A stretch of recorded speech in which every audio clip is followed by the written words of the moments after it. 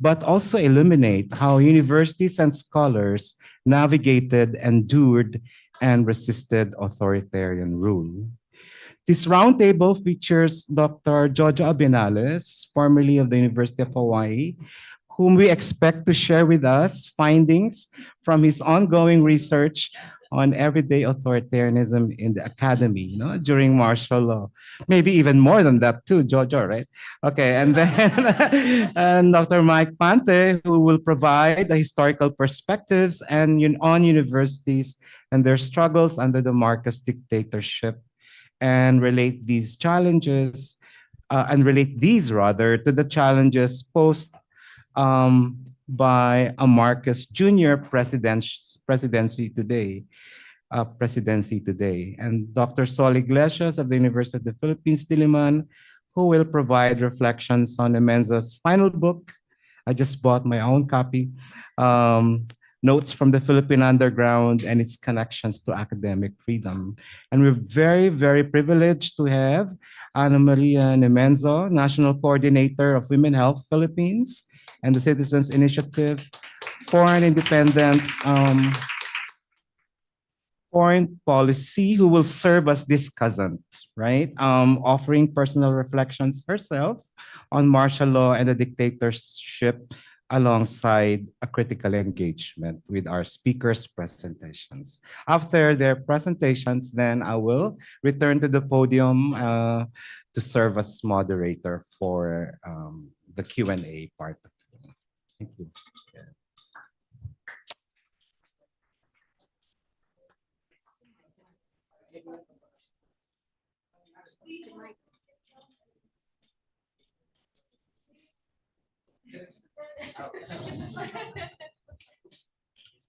Boomer, so I don't read from. Mayong hapon sa inyong tanan.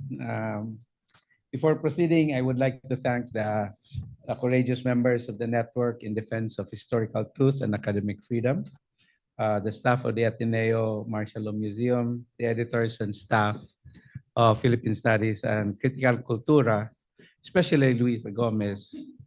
Great dissertation on Nick Joaquin. Coming dissertation for this invitation. The definitive Nick Joaquin dissertation. Anyway, so to be honest, I was amused that when I got this invitation to this forum, okay, I struggled to understand what Atenistas can learn from us in UP's distinct history of defending academic freedom. For one, our institutions have disparate foundations. One, we are secular, you are sacred. We are paid by the people's taxes, you enjoy tax privileges. Ateneo hopes its students excel, quote, for the greater glory of God. UP describes us, our students, as ang pag-asa ng bayan. We will rule you. Finally, Ateneo's church structure, bosses, go up as high as all-male leadership, reaching up to the divine. UP's boss is the Philippine state, which claims to be democratic and allows the illusion that protest is part of UP's DNA. Then there is Dodong, my mentor, fellow smoker, comrade, and dear friend, who was a communist to his very end. Not precisely the Atenistas model of a student. Okay? His first political battle as a UP undergraduate in the late 1950s was to join a liberal pushback of sectarian forces led by one of your own, the notorious Father John Delaney, SJ, shepherd of the UP flock. Delaney had turned the UP Student Council, Catholic Action, into a formidable force aimed at undermining the influence of liberals and fraternities and supporting UP President Vidal's stance attempt to turn UP Diliman into a replica of the University of Santo Tomas. Dodong and the liberals fought to prevent that from happening. But in his memoir, Dodong, who also happened to be a fellow ex-seminarian, reveals that he had a soft heart for Catholics. He set aside his fixation with Russian anarchism and the French Revolution to enter into a tactical alliance with UPSCA, the very UPSCA, partly or perhaps because he was drawn to one of its prominent members, the Swiss-educated, French-speaking Anna Marie Princess Ronquillo. When the shy Cebuano, I'm sorry, I have a bad Visayan accent.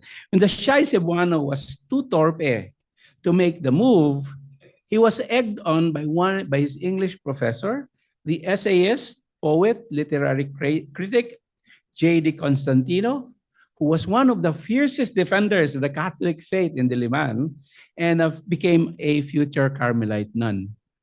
JD remained extremely close to the communist Dodong and Princess until their passing in 2024. And who could not forget that it was the Marxist dean of the College of Arts and Sciences who lobbied the UP English department to hire a conservative Alfeo Nudas SJ to teach the classics and medieval literature unbeknownst to Nudas. Okay. So perhaps there's something that UP, my alma mater, and Dodong can share regarding the enjoyment and defense of academic freedom, especially under a dictatorship. So here are some vignettes of my research. In an interview with the staff of the AS Diliman Review about academic freedom, Dodong replied, "Since ours is a state university, we depend on state subsidy. The budget is therefore an extremely potent leverage for controlling our operations. It is but natural for the state to use this leverage to align the university with its programs." But he continues, "On the other hand, the university, particularly the Liberal Arts College, has a critical role embedded in its tradition. It must nurture minds that question and challenge the fundamental principles of state policies. It must protect and give due encouragement to intrepid souls who advocate controversial alternatives to official programs. While it acknowledges a duty to serve the people, it cannot mechanically equate the people's interests with what the state says is suitable for the people." Under Marcos, however, the rules of the game has changed, prompting Dodong to warn, "Through the years, the university has been gradually transformed into an instrument for what the government considers its national development program. Academic freedom, of which institutional autonomy is the most vital component, has been steadily eroded over the last few years. The military presence on campus and the occasional arrest of student leaders and faculty members have generated an unhealthy atmosphere of fear and suspicion. More pernicious are the measures to control the university by the purse. A series of presidential decrees, letters of instructions, and budget circulars subtly but effectively demolished the fiscal arrangements that the late UP President Rafael Palma had fought hard to obtain for the university, if only to ensure its independence from the national government. Starved of funds and shackled by crippling bureaucratic procedures of the budget ministry, the university has become extremely vulnerable to all sorts of pressures. A vast gap now exists between the salary scales of the university on the one hand and private corporations and so-called developmental agencies of the government on the other. The latter have lured some of our best trained professors. Worse, they have gained the power to set the direction of some academic programs by dangling research commissions and consultancy appointments. But that said, I think Dodong was only partly right. Indeed, he had peers who gladly took the money, not only because they were poor, but because they genuinely believed in the dictatorship's agenda. Let me cite two examples from my research. The first is Tadhana, the ambitious Marcosian project to write the definitive history of the Philippines from the pre-colonial era to the new society. The dictatorship dangled money and access to the archives to rising stars of the UP History Department, Zio Salazar, Ethnohistory, PhD Sorbonne, Samuel Caytan, PhD Social Science, Syracuse University, and a new Cornell PhD returnee, your very own Reynaldo Ileto. They were also then to support the project. 3 volumes came out of the first phase of the research, all authored by Ferdinand Marcos. Okay. Tadhana was terminated in 1979 because they were fighting over money, but it did not die with the end of the cash flow. Okay. Tadhana's afterlife took the shape of Pantayong Pananaw, hailed today as, quote, the new Philippine historiography that will liberate Filipinos from the strictures of Western historiography by bringing about our authentic voices. What its admirers forgot is the context. Pantayong Pananaw emerged during the dictatorship's strongest period. The Moro rebellion in the South was in retreat. Top leaders of the communist parties were either jailed or killed, and Filipinos still enjoy the boom from the first balance of trade surplus the country ever had since 1946. Isang bansa, isang diwa, one of the dictatorship's ideological slogan, was coming to full fruition with Jaime Marcos claiming that the Kabataang Barangay is a truly national movement. Marcos was being hailed as the third world leader, and Imelda's ghastly infrastructure littered Manila's cultural and medical landscapes.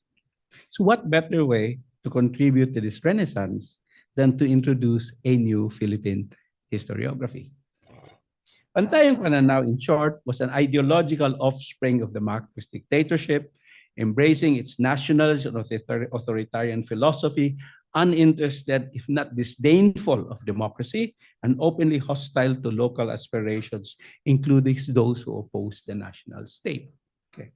Thus, way back in 2010, when I chided my former professor, Zio Salazar, of being unconcerned with the Moro rebellion that we in Mindanao were facing, he snapped back and said, I am on the side of forming the nation, capital N, whether this be done by Marcos, Estrada, or even Pinoy.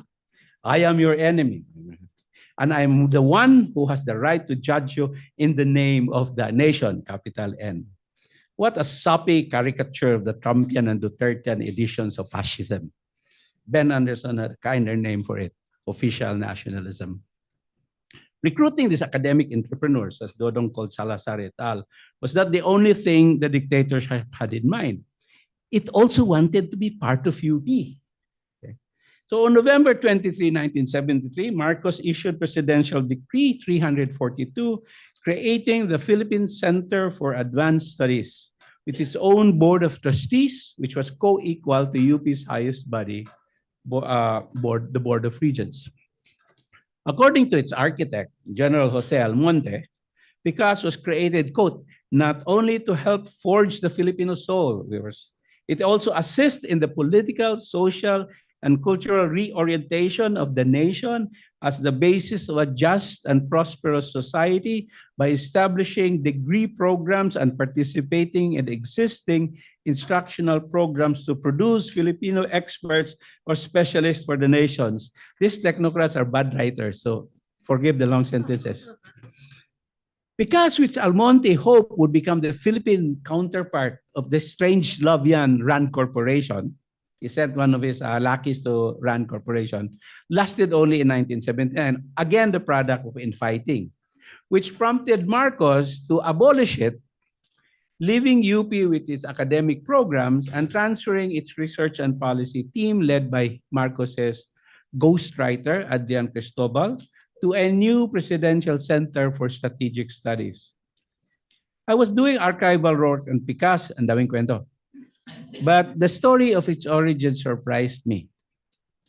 And here was its origin. Marcos vowed that to bring about a new society, quote, there is a need for total involvement in the reform and development of Philippine culture and society. The dictador therefore sought the help of a group of what he calls, quote, egalitarian intellectuals of the UP, and met with the historian Cesar Adibahul, sociologist Ruben Santos Cuyugan, the young people don't know them, but let me just go through this, along with his executive secretary Alejandro Melchor and his aide-de-camp Almonte. Marcos recalled that everyone in that meeting was enthusiastic about the democratic revolution. Now we have to reduce the theory and the ideal into practical programs that can be implemented. Now, question is, why did these egalitarian intellectuals become enthusiastic about Picasso? And this was one thing I discovered. It was likely because of their intellectual upbringings. They were all a bunch of liberals. Philosopher Armando Bonifacio, his sociologist brother Manuel, his colleague, sociologist colleague Santos Cuyugan, the economist Jose Encarnacion, Inigo Pastor's idol, and Mahul began their careers in the Department of Philosophy under the mentorship of Ricardo Pascual. Professor Pascual led the liberal counterattack against Delaney and Upskas, and drawing awe from many young students, apart Dodong, and including Dodong and his friend, the then existentialist Jose Maria Sison. The late 1960s, however, changed all that. The Vietnamese were winning the war against the Americans, against American intervention, and there was Mao Zedong's Great Proletarian Cultural Revolution. Young people, you can read this in Google. Revolution drew many UP students towards Marxism and Mao. The liberals felt redundant and worried about this left-wing turn, and they found a sympathetic ear in Marcos. And how did they justify this? Here is Cesar Mahul, whom we've admired for his book on Ambala Ribabine, the history of the Philippine Constitution and the Moro Wars. He said, if one of the intentions of martial law was to safeguard his rights, then by all means, it could be justified. However, the idea of creating necessary conditions for the fuller realization of the rights stated by law, as well as for the future accommodation of more rights, is to be more properly conceived as an aim of the new society. At most, therefore, martial law should simply be a temporary tool or technique to guarantee the existence of the new society. Santos Cuyugan insisted, quote, Filipinos could not find any use for certain political rights as contained in the 1935 Constitution. So therefore, the issue is very simple, he quotes. If martial law results in a diminution rather than an expansion of the vast array of human rights, then it is a functional device. Then as a functional device, it is a failure and should be discarded. However, if it instead accelerates society's progress toward the expansion and universalization of these rights, then it becomes a valuable expedient. Finally, the anthropologist Landa Hocano saw the new Filipinos as, quote, an authentic decolonized national identity rooted in the people of pre-Magellan's heritage. This folklorist who invented the fabled Malakas and Maganda, they used to deliver his Picasso lectures with the massive portrait of the Philippine version of Adam and Eve, coming out of a splitting bamboo tree and staring down at the participants. Colonel Dante Sembulan in his memoirs recalls, Malakas ang Maganda looked exactly like the dictator Ferdinand Marcos and the First Lady Imelda Marcos. Almonte argued that the Marcos ideologies needed to be in UP to debate, so that they could debate in this wanted marketplace of ideas. I'm almost done. But this is all bobkiss, as my Jewish students would say. These authoritarians had the police and spies backing them up, while their left and liberal opponents had nothing but their voices. Or as the human rights lawyer Rene Sagesags used to put it, how can we be a threat when the regime is armed to the teeth and we are only armed with our teeth? Thank God, the UP community's hostility ended this institutional parasite stay in campus life, leaving now a building aptly called after the political cuckold Carlos Romulo, abandoned because of unsound architecture. I think they managed to save Malakas and Maganda. Now, let me close by returning to Dodong. In that same Dilemma and Review interview, he makes an interesting qualification, and I think this is very important. Academic freedom is without its opposite. Academic freedom implies the presence of external pressure and constraints on university, threatening to curtail its critical spirit. Such pressures and constraints exist whether or not martial law is in effect. So this is good for you. I do not consider this existence a deplorable thing. On the contrary, I regard tension with the state to be the university's life impulse, the source of its vitality. Where the tension is lacking, the university invariably retreats to a dreadful state of complacency. Alas, the dictator had found a way to beat UP at its game. And in the end, there was little Dodong could do to stop the dike from bursting, many of our colleagues had opted for Marcos's blood money. In a Dilliman Review piece on academic freedom, he wrote despondently, Karl Marx chewing cheap tobacco to stave off hunger while writing Das Kapital has been replaced by the modern social scientist who works in regal comfort writing a book for somebody else. Today, this is now a normal part of academic life. Daghang salamat.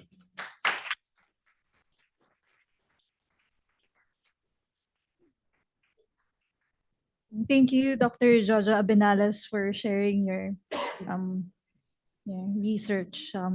By the way, he's writing a book on the University of the Philippines under martial law and a social history of Filipino cuisine. So everyone be on standby for the publication of his work.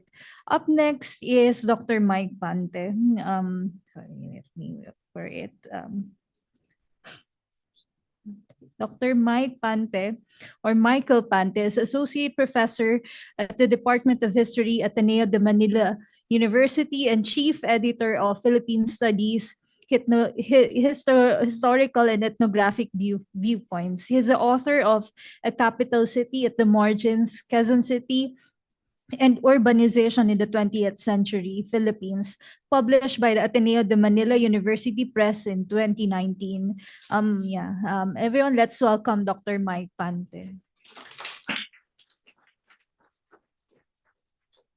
Maraming salamat, Luisa, and sa lahat na nag-organize ng event na ito. Magandang hapon sa inyo lahat. Please allow me to begin with a shameless plug. This presentation that I'll be delivering is part of a book that I'll be releasing according to the National Historical Commission of the Philippines, which is the publisher of the book. It will be out by late October. The book is The Impact of Martial Law on Philippine Education. So, ayun, saktong-sakto. These are excerpts from that book. Now, Marcos once claimed in a speech that he himself wanted to be a teacher before he became president. Apparently, the president was a frustrated educator at the beginning of his career. And yet years later, intriguingly, while speaking before the National Historical Institute to promote Tadhana, as mentioned by Jojo earlier, he remarked, and I quote, "Allow me, therefore, to extend to you the country's appreciation for what you are doing. I know how it is to be a teacher.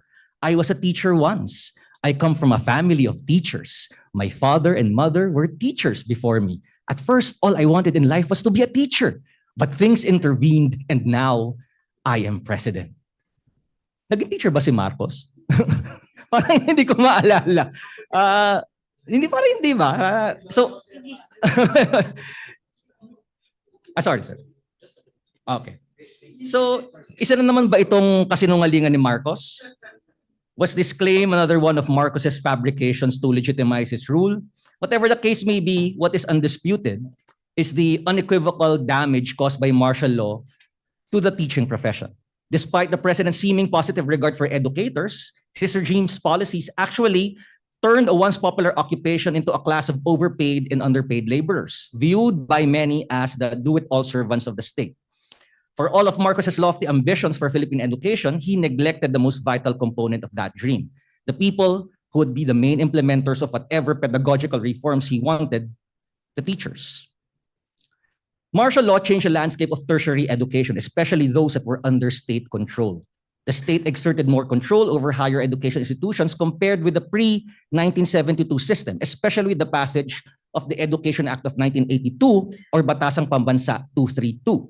One of the major provisions of this law was the creation of the Board of Higher Education to, quote, make policy recommendations regarding the planning and management of the integrated system of higher education and its continuing evaluation. Under martial law, public colleges and universities came under scrutiny through increased surveillance. One institution deeply affected by the changes during this period was UP. And it appeared that the turn of events in 1972 caught the majority among the faculty and administration by surprise. The community appeared immobilized. Those who knew of the declaration beforehand were most likely to have gone underground. For those who remained above ground, the confusion led to hesitation. Upon Marcos's declaration, according to political scientist Remigio Agpalo, There was no general, i.e. system-wide or even Diliman-wide faculty meeting coming out with a faculty declaration expressing grave concern or outright condemnation of martial law. Perhaps the reason for this was that martial law was declared during the weekend on Saturday, and then faculty members went to their respective classes the following Monday. The university, as well as the mass media, the Congress of the Philippines, and other institutions was either placed in a state of suspended animation or completely disrupted. When the university finally opened to resume classes in October 1972, the faculty were already divided, like ancient Gaul, into three parts. Or to adopt Scholar Ledivina Carino's categorization, you were either a supporter, corresponding to an advocate, a quote-unquote scholar, akin to a technocrat, and a critic, like the rebel. Almost immediately after the declaration, Marcos worked towards averting the independence of state universities, especially UP. Before classes could resume, Marcos summoned UP President Salvador Lopez, essentially ordering him that university professors had to, I quote, in an objective manner, had to teach in an objective manner. Lopez relayed Marcos's words to the UP faculty, and there was nothing much of a concerted effort to defy the dictator's dictates, although one expressed reluctance to the UP president. And I quote, "Sir, there's no such thing as objective teaching. Teaching that is any good at all necessarily involves an act of advocacy. The good teacher must be an advocate of the good, the true, the beautiful." It is no small irony, however, that the First Lady, Imelda, would also subvert that unnamed professor's choice words, the good, the true, the beautiful, and turn that phrase into her new society dictum. Exemplifying the subversion of UP's independence was the conferment of an honorary degree on Imelda in 1977. Expressions of dissent could be heard during the ceremony at the university with the president in attendance, but these were swiftly silenced. Marcos' influence on higher education was seen in the marked increase in the number of public HEIs during martial law. Marcos issued Letter of Instruction 1461 in 1985 to delineate the mandates of all state colleges and universities and formulate long-term plans. At the time of the LOIs, of the Letter of Instruction's issuance, 77 public HEIs catered to around 15% of the tertiary level student population. Of course, quantity is not the same as quality. This boon in the number of public HEIs was motivated not so much by academic, but more of political considerations. According to Ministry of Education, Culture, and Sports Deputy Minister Abraham Felipe, the creation of SCUs, or state colleges and universities, was obviously made without planning for an integrated system of higher education. The SCUs seem to have been established only from local or political interest. State colleges and universities became bargaining chips, tokens of patron clientelism, or monuments of self-aggrandizement. One of the most blatant examples in this regard was the case of the Mariano Marcos State University, MMSU, in Ilocos Norte, the president's home province. In 1974, through Presidential Decree 614, Ilocos Norte Institute of Technology was renamed Mariano Marcos Memorial College of Science and Technology, a move that was meant to memorialize the president's father, Mariano, who was a well-known collaborator of the Japanese during the Second World War. And by the power of another decree, on January 6, 1978, the government ordered the merger of the newly established college with three other institutions to form MMSU. In relation to the establishment of MMSU, it is instructive to note that the Ilocos region boasted of the highest number of public universities by the end of martial law. It had 4, compared with Metro Manila, which had just 3, and Central Visayas, which had none. In addition, while the Ilocos region was the most favored region in terms of the number of state HEIs, 8, by the end of martial law, the region occupying the second spot was the home region of the First Lady, Eastern Visayas, which was tied with Central Luzon in having 7 state HEIs, according to MEX Deputy Minister Felipe. Imelda shared with Ferdinand this propensity for using state universities as vanity projects. In the late 1970s, Imelda came up with the idea of establishing, yes, a university of life, also called the Pamantasan ng Bagong Lipunan. The university would supposedly train middle-level state bureaucrats and community leaders using a work-oriented pedagogy. According to its promotional material, the Pamantasan ng Bagong Lipunan is a new concept and education designed to respond to the needs of national development. Founded on the humanist ideology of the new society, it aims to develop the wholeness and creativity of the human person so that a new Filipino may emerge to form a deep reservoir of national strength and courage. Wow, grabe.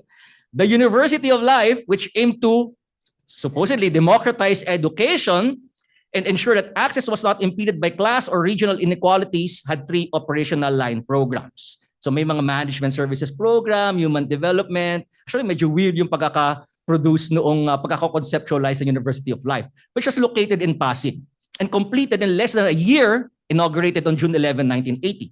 The concept itself drew criticisms from different quarters, from oppositionists like Ninoy, who called it the biggest joke in the Philippines, and even martial law technocrat Gerardo Sicat, who labeled it, quote-unquote, the most eccentric of Mrs. Marcos's ideas. With martial rule in place, the Marcos regime went full throttle in its attempt at making the academic community a mouthpiece of the state. Such was done through repressive measures like the control of publication outfits and the ban on overt political activities on campus. Marcos wanted a reorientation of the public sphere to supposedly discard old paradigms in favor of course, the new society. And given that context, he gave the military apparatus a huge role in attaining the said objective, ensuring academicians, especially in the social sciences, conformed with the new dispensation. To do so, the regime created mechanisms to regulate certain aspects of academic research and publication. One of these was the Office for Civil Relations, or OCR, of the Philippine Constabulary. According to historian Leslie Bauzon, between 1972 and 1979, the OCR screened research proposals, a function that was taken over by the National Intelligence and Security Authority from 1979 onwards.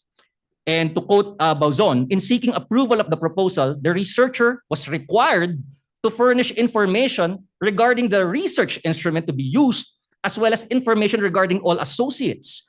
Both researcher and associates were forewarned to steer clear of political topics in their investigations and avoid entering areas that were deemed military unsafe. The clearance that the OCR issued, which often took months to be processed, had the explicit warning that the research, and I quote, should not involve anything political. Those doing fieldwork were supposed to always carry a copy of the clearance. Social scientists also soon found out that there was an added incentive to securing research funding from the government. Projects that were financed by government grants did not need to secure military clearance. Such was especially true if their topics were aligned with the state's research agenda. Creeping suppression reached down to the level of preventing the selling of certain titles at bookstores or even reading them in libraries. Erewhon, a bookshop that had attracted intellectuals and activists in the post-war decades because it sold hard-to-find titles written by radical thinkers, was advised to suspend the selling of materials written by progressive scholars like Renato Cosentino. UP librarian Marina Dairit issued a memorandum on February 20, 1973, as advised by the University's Security Division, preventing the circulation of works by Renato Cosentino, Hernando Abaya, Domingo Landicho, Nicanor Tiongson, Jose Maria Sison, Lenin, Mao Zedong, Karl Marx, and the movement for the advancement of nationalism because, and I quote, possession of such books may subject the library borrower to military security and arrest. Military repression bred academic acquiescence. Shortly after the declaration of martial rule, the regime placed restrictions on publications through Department of Public Information Order No. 2, which required all printing presses to print only those materials that the department had approved. On May 11, 1973, the Media Advisory Council, or MAC, was created. It was composed of media representatives and was headed by the National Press Club president. It assumed the responsibility of monitoring all published materials, although it was also phased out by the time the regime opted to have the media, including academia, to conduct self-censorship.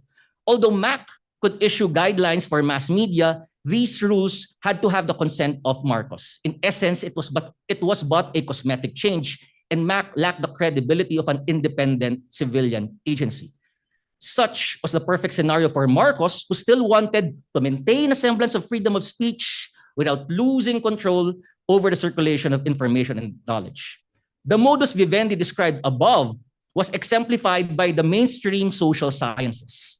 Social scientists acquiesced, and some even endorsed the new society by calling it developmental, as they took turns in giving their inputs for policy formulation. In 1973, the Philippine Social Science Council, PSSC, a privately run association of professional organizations in the social sciences, tried to define objectivity in research and publication and used such a definition to draft a list of guidelines for social scientists. The PSSC's guidelines were based on its assumption that the new society was a reformed civilian society and not the result of a military takeover. That freedoms would be curtailed only when national interests were at stake, that the exchange of positive ideas and fact-based opinion, when done responsibly by specialists, benefited the nation, that the scholarly journal was the traditional medium for such an intellectual exchange in a manner that was, quote, and I want to quote, self-critical, moderate, objective, and courteous. The PSSC set the following terms in its guidelines for authors of scholarly articles in journals. So ano raw yung dapat gagawin of authors who want to publish in journals? Sabi nila, letter A, write responsibly. That is, use moderate language, support significant statements with commensurate proof, state clearly the limitations of their study, and allow for alternative interpretations or findings. Letter B, write courteously. That is, show due respect for colleagues, readers, and those individuals and institutions about which they write. And letter C, write positively. That is, where evaluation of some kind is made, it will be helpful in tone, not destructive, and where this is appropriate, provide positive suggestions for improvement. So ganun daw ang suggestion ng, actually guidelines yan ng PSSC. According to the PSSC, authors and editors who follow these guidelines made, and I quote, a positive contribution to the country's welfare. Apart from the requirement of being registered with the government, scholarly publications were also required to submit 2 copies of their issues and works to the OCRs. At least nagbabasa na ng ating mga journal articles. Diba? Writing in the middle of martial law, Scholar Carino was of the belief that the overt censorship of scholarly knowledge was not the norm during this period. Nonetheless, the way she argued her case evoked an ominous tone. And I want to quote substantially Carino here. Sabi niya, to date, there have been no calls for pre-publication editing or removal of any article or issue. Even the registration requirement seems to have operated only at the outset of the regime, and subsequent copies have not been required, although journal editors have placed the OCR in their subscription lists. It is assumed, however, that some examination of such journals takes place. Indeed, the registration requirement has been taken as an implicit warning for writers to watch their language. In such an atmosphere, the social sciences became a legitimizing sector for the regime, sometimes with scholars unwillingly or unwittingly getting entangled with martial law's research agenda. As presented above, there were those who were forced to cooperate with the regime due to personal circumstances. At the same time, there were those whose works ended up becoming instrumentalized by the powers that be. For instance, the set of traditional Filipino values popularized by the Institute of Philippine Culture, taga rito sa Ateneo, during this period, found their way in a monograph published by the Office of Communications Research of the Philippine Army toward the restructuring of Filipino values. Yun yung title ng book. This slim volume was the result of a brainstorming session that Defense Undersecretary Jose Crisol initiated in November 1972 at Camp Aguinaldo and was attended by experts in social psychology such as Gloria Feliciano and Manuel Bonifacio of UP and Father Jaime Bolatao of Ateneo. Oriented toward aligning Filipino values with the aims of the new society, the publication's conclusion held that, and I quote, Filipinos are innately dependent upon authority and nature, innately, and that, and I quote again, we should treat the country as our very own family, where the President of the Republic is the father and all the citizens as our brothers, end quote. A militant anti-communist ideologue and Edward Lansdale's Psy-War protege, Crisol had significant experience in this regard as he led the Armed Forces of the Philippines Civilian Affairs Unit, where the then Major mounted a massive propaganda effort, producing 2 million leaflets over 2 years with technical support from the US Information Service and logistical planning from JUSMAG. It is also important to note that Yusek Crisol co-authored Valor, a book published by the Development Association of Development Academy of the Philippines that focused on Marcos's purported exploits as the most decorated Filipino veteran of the Second World War, a claim that would eventually be debunked by journalists and scholars. Now, actually, ang dami ko pang gusto sabihin, but in the interest of time, let me just jump to my conclusion here. Okay.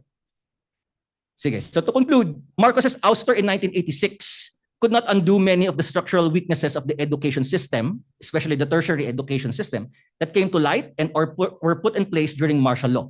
Marcos, to quote Victor Ordonez, DEC's undersecretary during the Corazon Aquino administration, Marcos single-handedly destroyed education in this country. And the core administration, which was catapulted into Malacanang following Marcos's ouster, could not undo many of these structural weaknesses. But to highlight Ordonez's critique of the martial law period, Marcos raped its budget and ruined its teachers. So yun lang po, maraming salamat sa pakikinig and sana may napulot.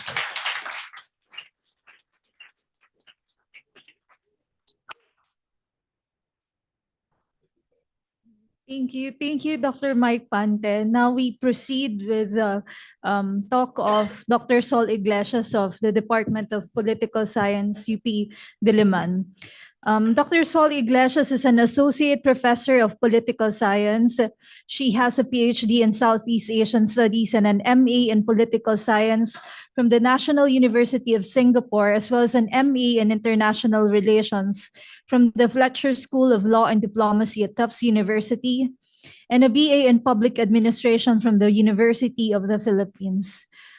She was selected as an American Political Science Association Asia Program Fellow in 2021 as an emerging scholar on democracy and autocracy by the APSA Democracy and Autocracy Committee in 2020 and Southeast Asia Research Group Fellow in 2017. She was the first female, first Asian, and first Filipino director of political and economic affairs at the Asia-Europe Foundation in Singapore. She has published extensively on political violence in the Philippines and Philippine politics. She is also a member of the Network in Defense of Historical Truth and Academic Freedom. Everyone, let's welcome Dr. Iglesias.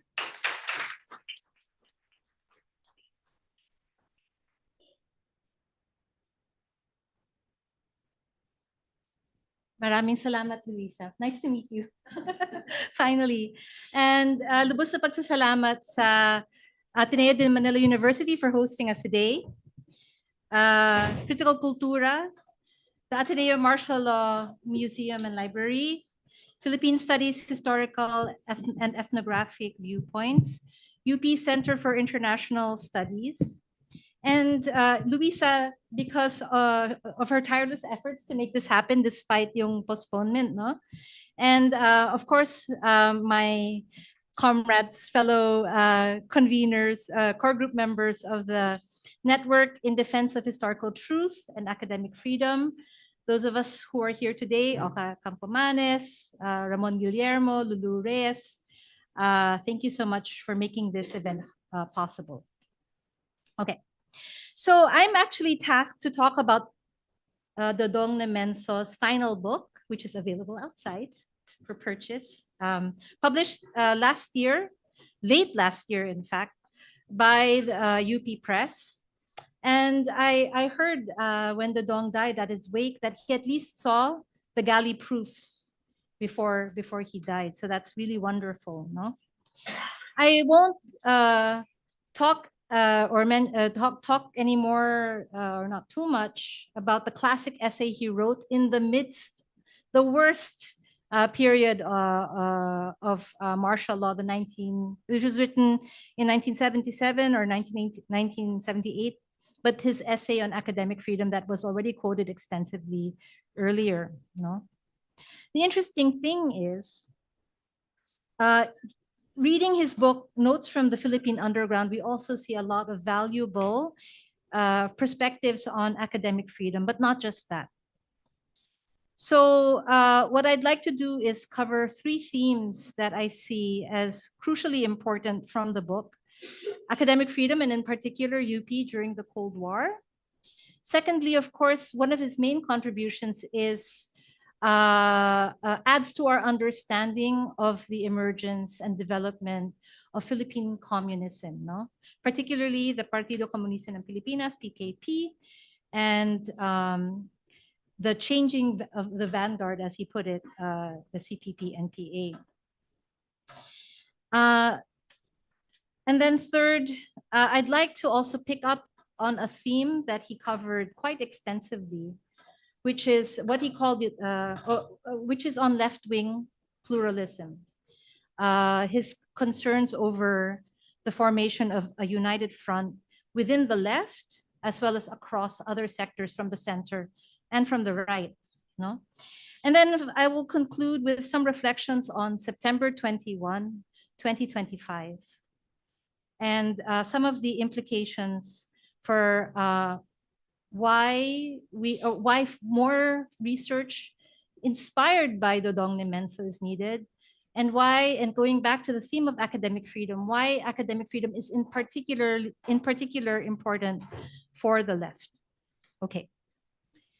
So if I can just sort of illustrate what it was like UP during the Cold War, it's something that Nemenzo himself says when he's asked, it's a Q&A in this book, when he's asked about Marxism and revolution, he says, Marxism does not prescribe a way of solving problems. The main body of Marxist works deals with analysis.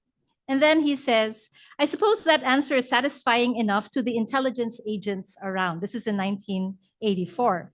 I am not prescribing a revolution. But of course, as you will see in the book, that's not necessarily how he really feels. And there is a place for violence in his, there is a place for violence, in fact. So I'm not going to recount what Jojo already mentioned about how the Cold War despoiled academia. That's a quote from Dodong, particularly in those early, in the 50s, in the early 60s, the issue with Father Delaney, no? But I do want to talk a little bit more about the subsequent events to that. So this sort of witch hunting expanded, no? Particularly against UP faculty members. Dodong or Nemenzo talks about Captain Carlos Albert delivering a privileged speech to the Quezon City Council, decrying the fact that the University of the Philippines was a recruitment ground for the communist armed insurgency. Does it sound familiar? Because I think we keep on hearing that kind of line of argument, especially since 2016.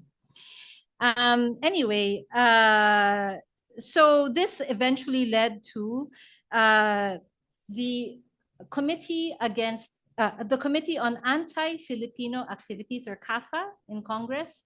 This sort of McCarthyist witch hunt against communism, and accusations that Ricardo Pascual of the UP Philosophy Department and Agustin and Rodolfo of the Zoology Department were communist agents. Actually, Pascual was not, the philosophy scholar was not, but the zoology one was as Nemenzo reveals, was on Vicente Lava's staff during the Japanese occupation.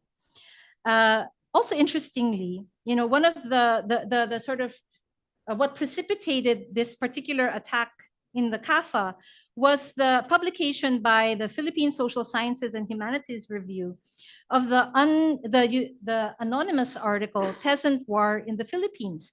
And I don't remember seeing anywhere else, but Nemenzo reveals that it was written by Jose Llanes, a journalist with secret ties to the Communist Party.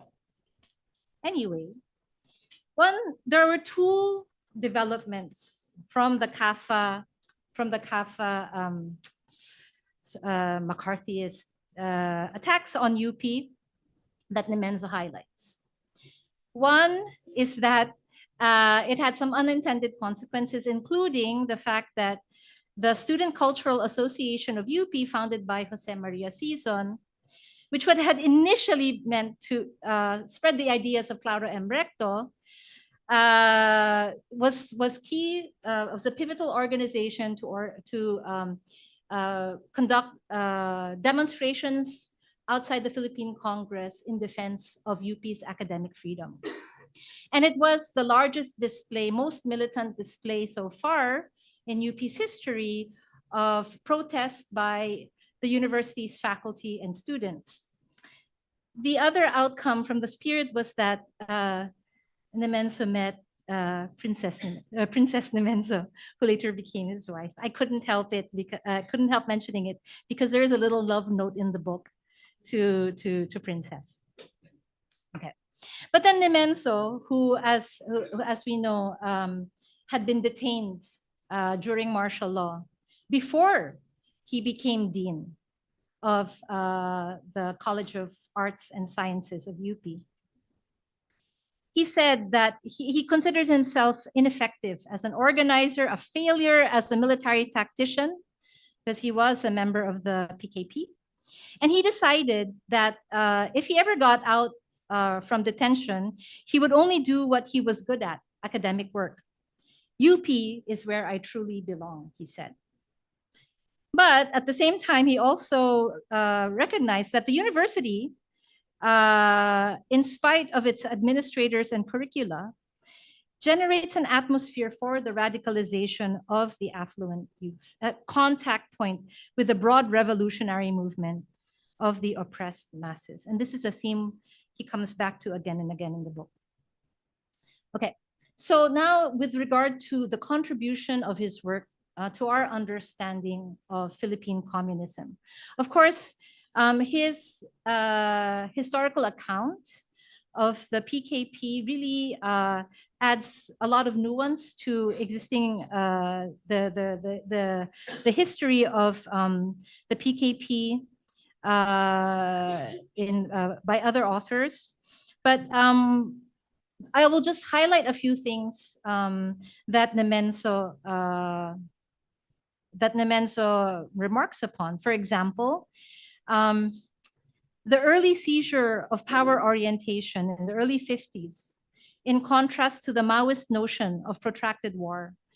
This is something, you know, the sort of strategic error of the PKP. This is something that Nemenzo is convinced of after years of conversation with Luis Tarok, for instance.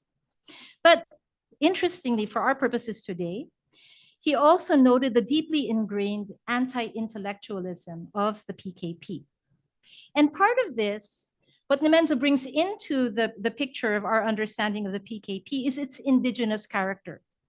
So on one hand, the important point is that he says that it's misleading to think that Philippine communist movement is just a product of twists and turns of the Soviet and Chinese government policies, during the Cold War. In fact, the PKP, he argues, and he provides evidence for this, independently comes to the conclusion to return to armed insurgency independent of a supposed Soviet instruction for Southeast Asian communist movements to wage armed insurgencies after the end of the Second World War. He also disputes the myth that Indonesian revolutionary Tan Malaka brought communism to the Philippines. And he argues that, well, you know, he was more concerned with fomenting revolution anyway in Indonesia.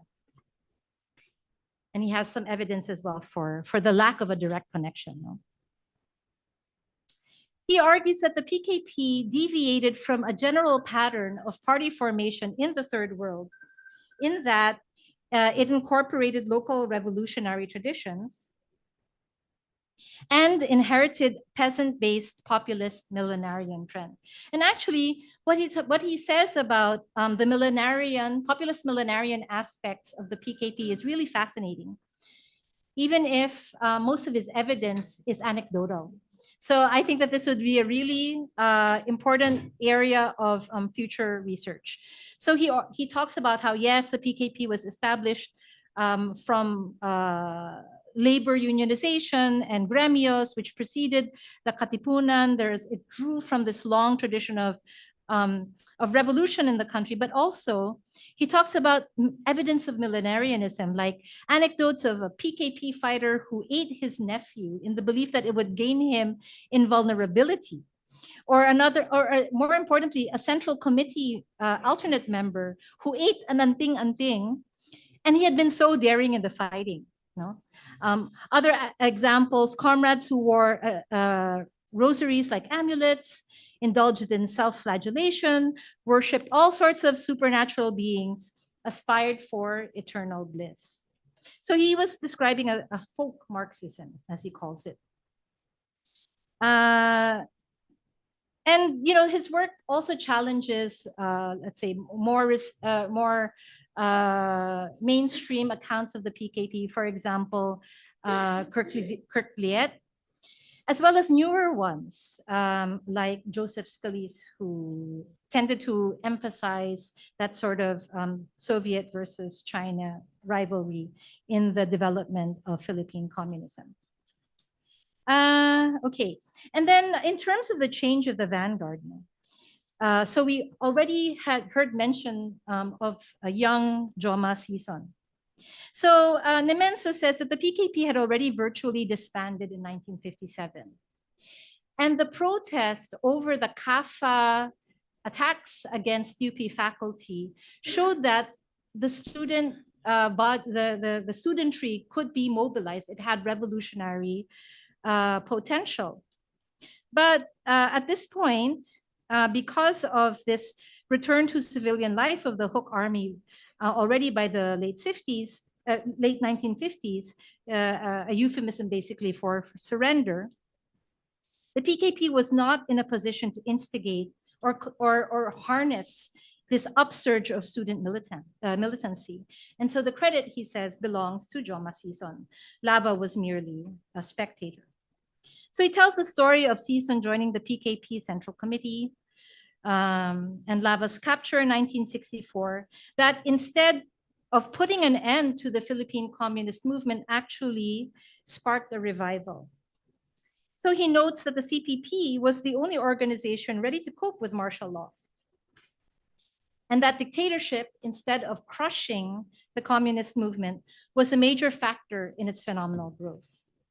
But paradoxically, the CPP faltered when Marcos was ready to fall. The boycott of the snap elections, miscalculation of the mobilizing power of Cory Aquino and the Yellow traditional opposition. No?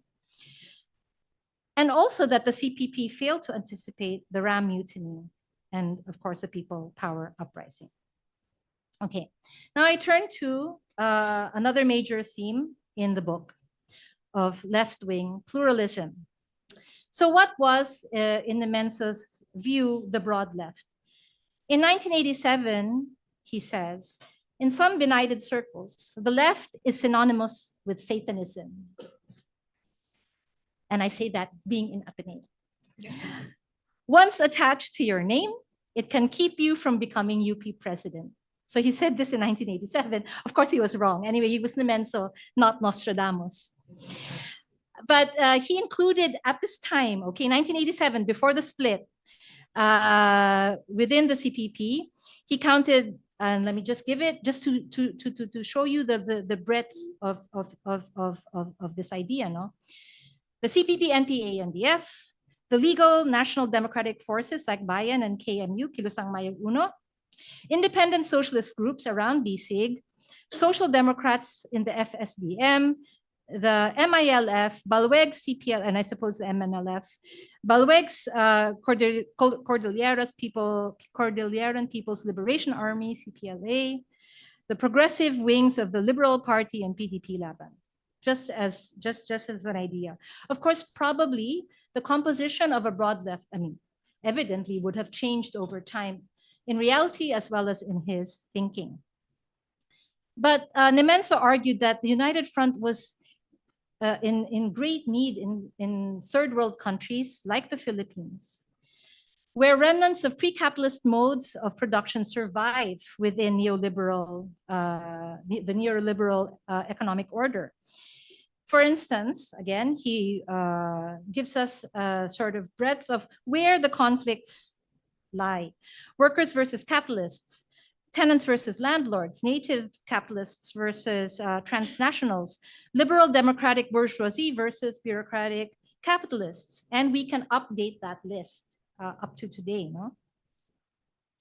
So,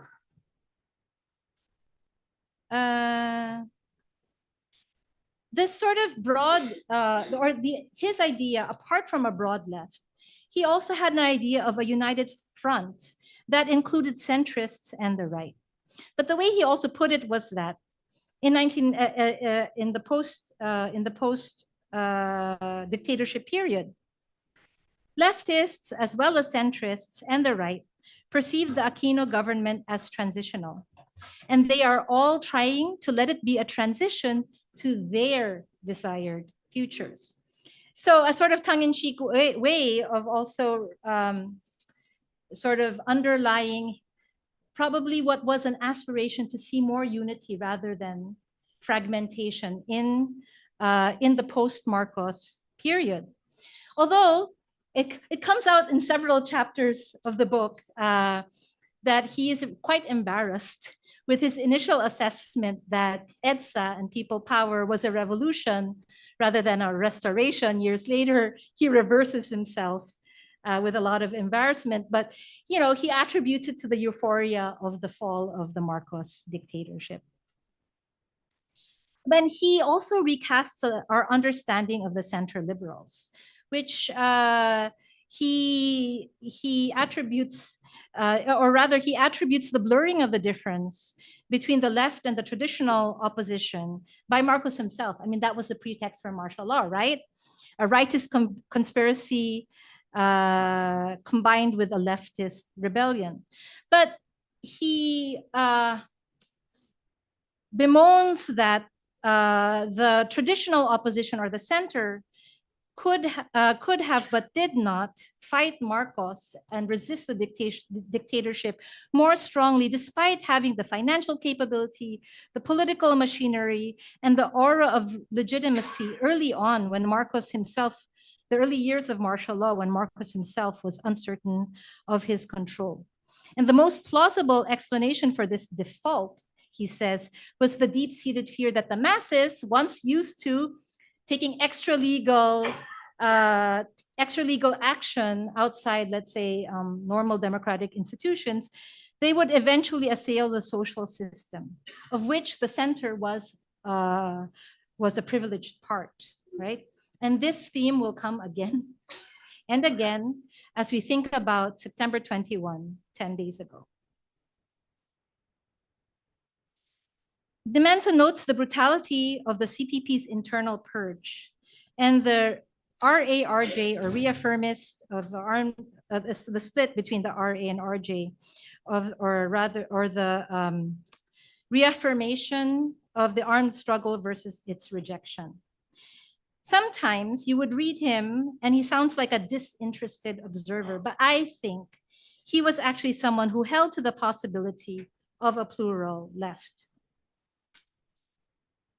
So let me turn to the role that he cogitates on in several chapters, the role of violence. So diba earlier, sabi niya, he doesn't advocate for revolution to appease the imagined or probable government agents in the audience on campus. No? But later on, he says, socialism will come to the Philippines only through revolution. It cannot be imposed above by a military junta or a Bonapartist regime, like the Marcos dictatorship and the post-Marcos regime as well. It cannot be imported from abroad by foreign invasion and occupation, and it cannot just grow out of the structures of capitalism by natural evolution. So, we can't wait. It's not just gonna happen. The historic initiative must come from the people who have radical chains to break, from those oppressed classes in our society who are forced by the very condition of their daily lives to fight for a self-interest, which is also the common interest of the national community. And the role of violence, it seems to me that he saw as ultimately desirable that a permanent and just peace be possible between the state and the CPP and PA, but only if the fundamental strategic issue of the primacy of armed struggle is resolved. If there would be a prolonged truce, the open mass struggle, he argued, should be primary, and the NPA would have to take the auxiliary role of protecting the legal activists, deterring fascist reprisals, and enforcing commitments in any kind of peace process. So he says that a military component is necessary in the process of social transformation, but it doesn't mean that Filipinos must fight Filipinos. So that violence as the last resort, if all peaceful means have failed. On the other hand, he also said that he was bothered by an opposite trend that he also saw on the left, which reduced the legal struggle to electoral politics. Unless the rules are changed, he said, elections will always be a game for the trapos. He was right, but he was wrong when the party list system was first instituted, but then proven right when the rules for the party list system also changed. And then about this idea of a united front, he had a message to readers and his audience in one particular event, that despite the vast amounts of studies and literature on the Philippine Revolution, very little of this touches exclusively on the united front issue. There has not been any serious attempt at reviewing previous ones at united front building from the immediate post-war period up to the present. And I would hazard a guess, hindi pa ako nag-review of lit, but I would hazard a guess that because the academe, including students of the left, also remain fractured to this day, that this has remained a relatively unexplored area for both scholarship and activism. Okay, so finally, some reflections on September 21, 2025, and why the left needs academic freedom in particular.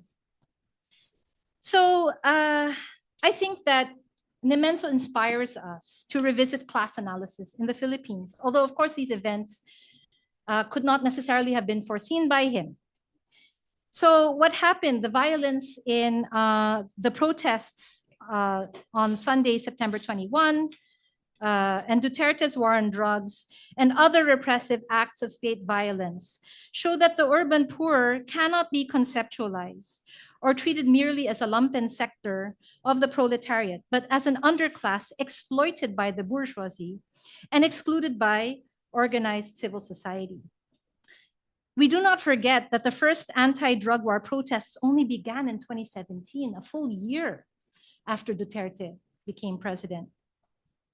The payoff of a peace process between the Duterte administration and the CPP-NPA was anyway betrayed, and the final half of the Duterte regime can be characterized by the dirty work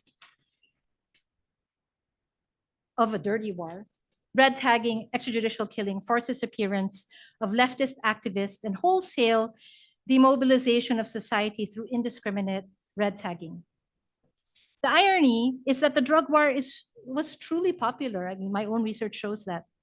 The drug war was truly popular across the country, even if ethnographic evidence shows it sparked fear in communities that were disproportionately affected, like the urban poor sectors of Metro Manila. So are the urban poor that we saw protesting, are they part of the proletariat? They are disorganized, largely informal, not dependent on wages, vulnerable to clientelism, and exploited by us, the middle class, not the capitalist class necessarily. So this is an inspiration to look more closely into this. And finally, why does academic freedom matter most to the left? Not exclusively, of course, to the left, but the left, broadly speaking, has been particularly targeted, especially with violence. And we were talking about, Mike was talking about the removal of books from libraries during martial law. But guess what? It just happened again in 2022, right? Books have been banned. To this day, books that were deemed subversive by the Comisión sa Wikang Filipino have not yet been published, or their distribution had been halted because of anti-Marcos, anti-Duterte contents that the KWF never even specified which Marcos or which Duterte. No? And so when we look at trends of militarization that were intense during the Gloria Macapagal-Arroyo administration, right? Oplan Bantaylaya, and then again during the latter half of the Duterte administration, when the war on drugs proved untenable, and the NTF-LCAC, or I never remember what it really means exactly, the National Task Force to End the Local Communist something something. So the creation of the NTF-LCAC has been one of the biggest spoilers for the ongoing peace process, if it's still ongoing, no? And there have been various calls from civil society in the Philippines, as well as international UN experts, to abolish the NTF-LCAC. But we still see these trends of militarization persisting. There was the UP-AFP Declaration of Cooperation last year, which should have been, by my count, renewed this year. What happened? Kailangan tanungin sa University Council next meeting. There was also the COCOPEA, the Coordinating Council of Private Educational Associations. Brief, thankfully brief, but highly unadvisable membership in the NTF-LCAC for about 3 months before the public uproar caused it to finally withdraw from the NTF-LCAC.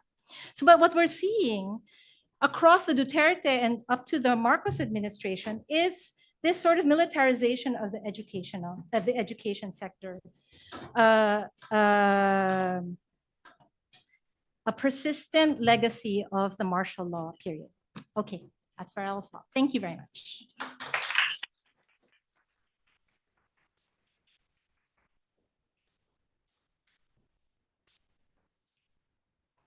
Thank you, Dr. Sol Iglesias. Before we have the reaction and discussion of Ma'am Ana Princess Nemenzo, let me just acknowledge some members of the audience. We have our colleagues from UP Diliman. I think I saw Dr. Grace Concepcion, Professor Edru Abraham, founder leader of Contra Gapi.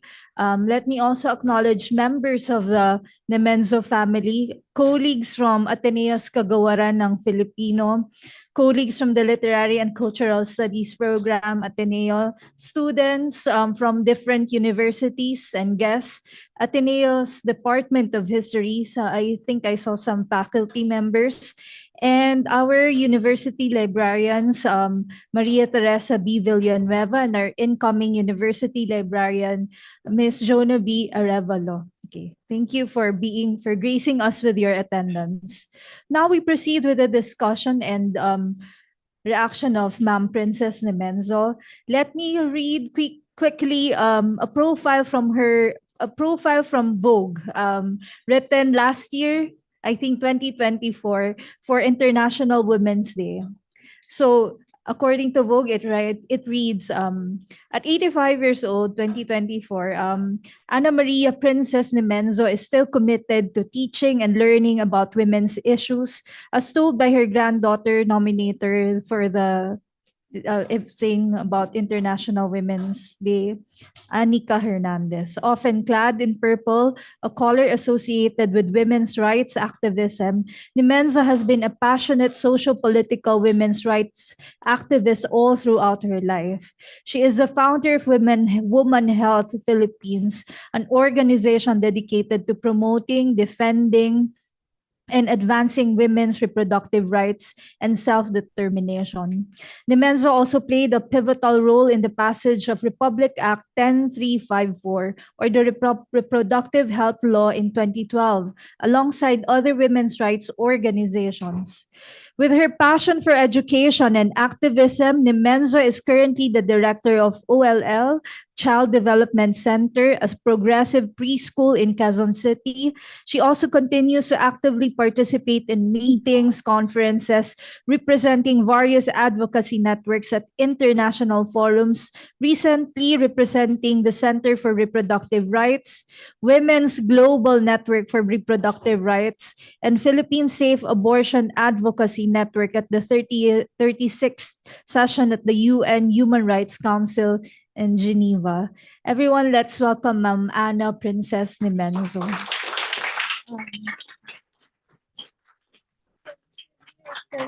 You can sit there in the middle of the lecture. You want to sit down? Yeah, it's okay if you sit down.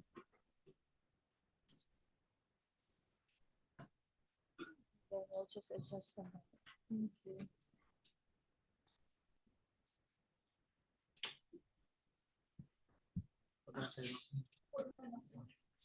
Yeah, okay lang, so I can see Betsa. Wow, thank you to the organizers of this forum. In fact, there were some comments. Why is it in Ateneo and not in UP, where Dodong is better known? And but in a way, I am also part of Ateneo because I did a stint with the IPC, Institute of Philippine Culture, but this was after I was released from detention. So my contribution here is to give some personal reflections on martial law. And I just like to cover a bit of the 1950s, where I mean that was when I was studying at the university and I was doing my college education. I think the Philippines in the 1950s was really, very much absorbed by the Cold War politics. I think this has to be emphasized, and this is a good background, to how we developed that generation, how we developed our own involvement in the political life of the country. Yes, this was the McCarthyite period. And for those who knows a bit about that period, everything that was critical of the status quo, of the establishment, was branded immediately as subversive. And there was already reference to the anti-CAFA, the Committee on Anti-Filipino Activities in UP at that time. And I'd like to say that Dodong was actually called to before that committee. Actually, it was President Odi Corpus who convinced him to go to Speaker Congressman Perez, Leonardo Perez, yes, who headed the committee. But I think that this was already mentioned that it all started with the publication of the Peasant War in the Philippines. I think generally attributed to Leopoldo Yabes. Okay. So UP gained its, you might say, its reputation as the breeding ground of leftists, of radicals, starting in the 1950s. But in a way, it's a bit curious that the activism in the university at that time was actually started by a Jesuit, Father Delaney. Okay, because the frats and sororities were dominant, were in control of student politics. And here was Father Delaney, very charismatic figure, who started to start a campaign against hazing, the brutality, and the internecine wars between fraternities, and particularly that practice of hazing, which led to the death of one student. So I think that was what got the Student Catholic Action, UPSCA, motivated to even enter politics, student politics that used to be dominated by the frats. Okay, and so it was a very, you might say, a good period for that UPSCA to challenge the dominance of fraternities, and that there was a sweep of all the student council positions in the university. But going back to Dodong, there was already reference to his being a seminarian for 1 year, but he got out. Okay, and because his parents thought, he could be a priest. Anyway, but in UP, nakakatawa because in those days, there was still a very, very small population of UP. And there was no UPCAT as we know it, all this entrance examination. So actually the top 10% of the graduates in different high schools could go to UP as long as you belong to the top 10%. And Dodong comes from Cebu with a very, very strong Cebuano accent. So I remember him saying that one time when he was, I think, trying to get some sick leave form to be approved by the secretary of the college. And she was so impatient because Dodong could not speak straight English, well, with a heavy accent. And she was rather rude. And then later on, when Dodong became the dean, he looked for that staff, only to tell her that, for students coming from the provinces, you have to be more compassionate and understanding.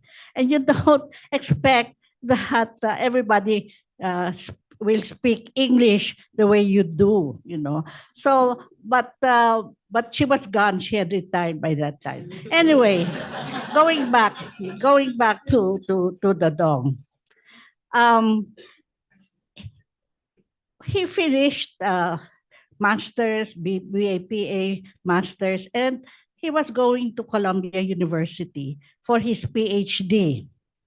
He got a Rockefeller scholarship, but on the day he was supposed to leave, he was called to the embassy and his US visa was revoked for no reason.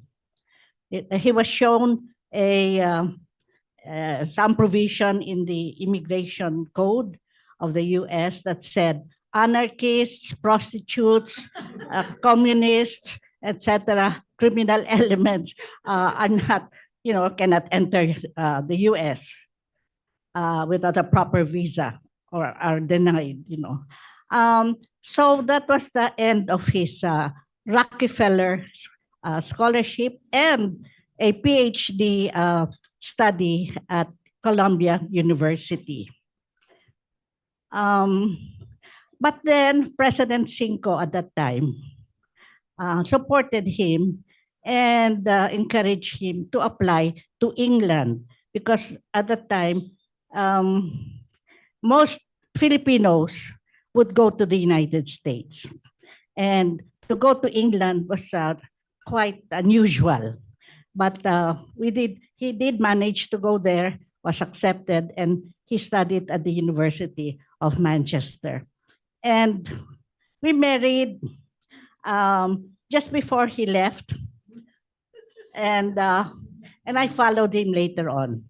So from a Cold War situation, McCarthyite red hunting that was going on here, when we arrived in Britain, there was like a breath of fresh air because it was so free, and we began to gravitate towards organizations that were discussing socialist ideas, but more important was this movement for colonial freedom, because that was a period when the liberation struggles in Africa and even in Asia were being supported by the population at that time. So we joined the movement for colonial freedom, and our friends were Africans and Asians,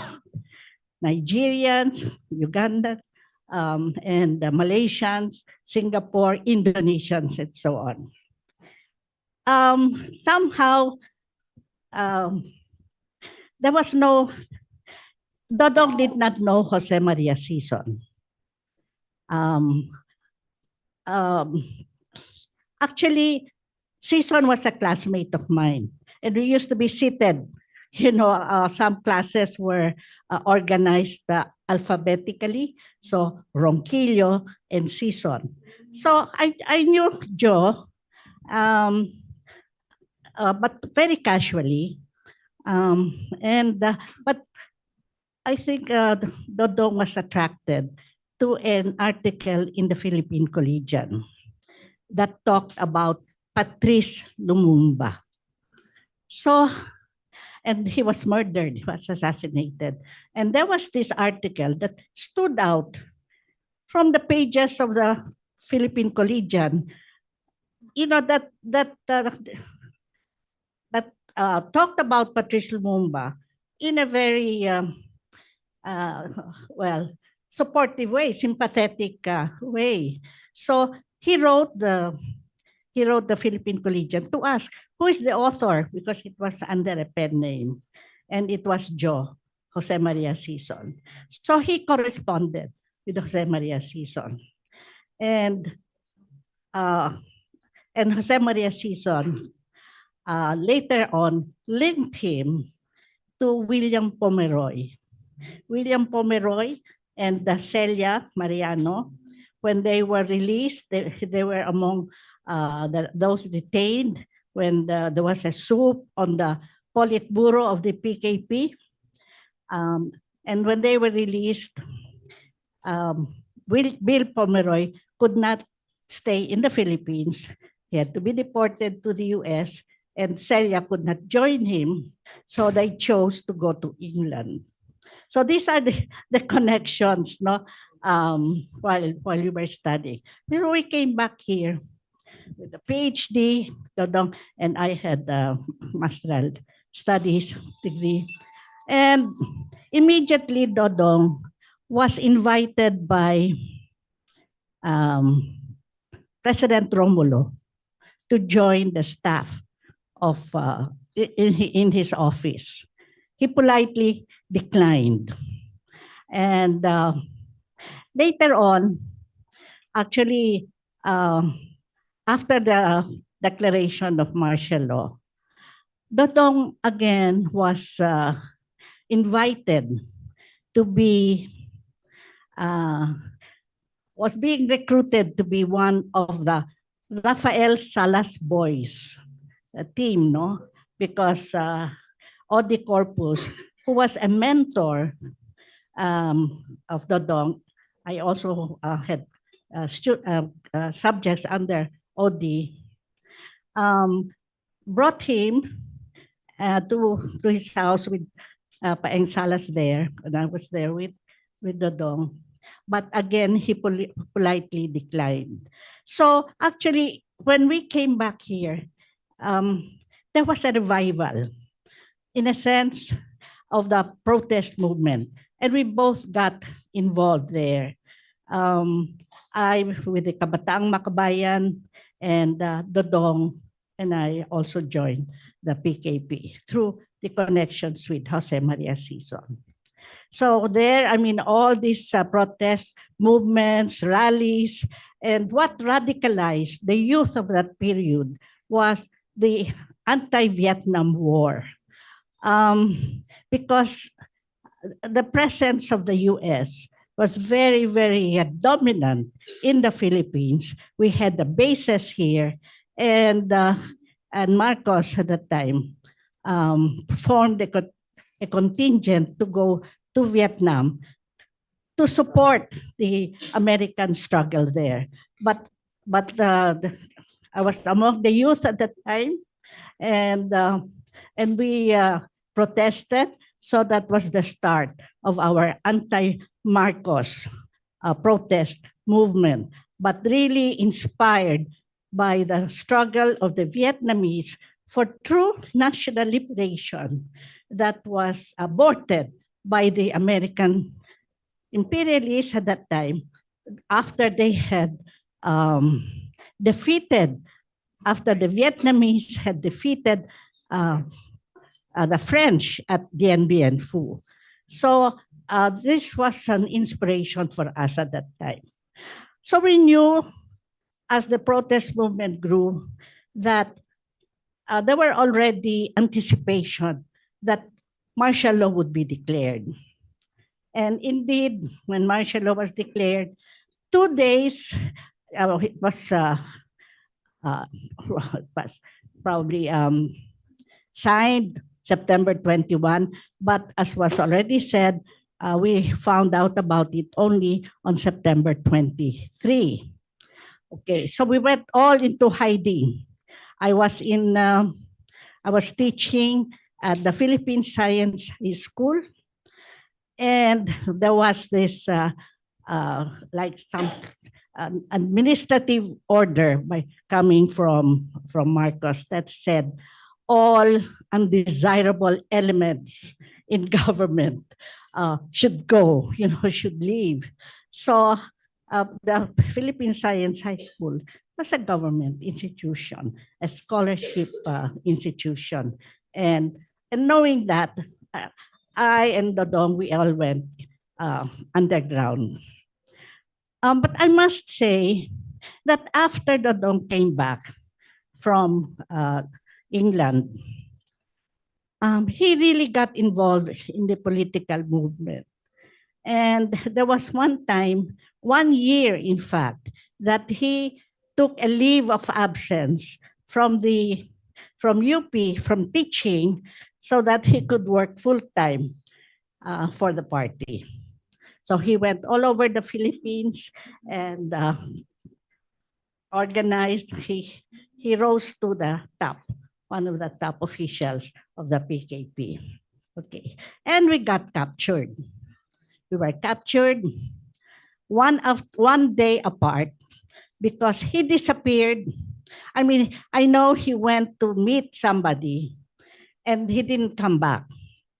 And the following day, I had to find out where he was. So I contacted all possible contacts and so on, leaving that person who I knew Dodong would meet, was supposed to meet, leaving that person to be the last one to be contacted.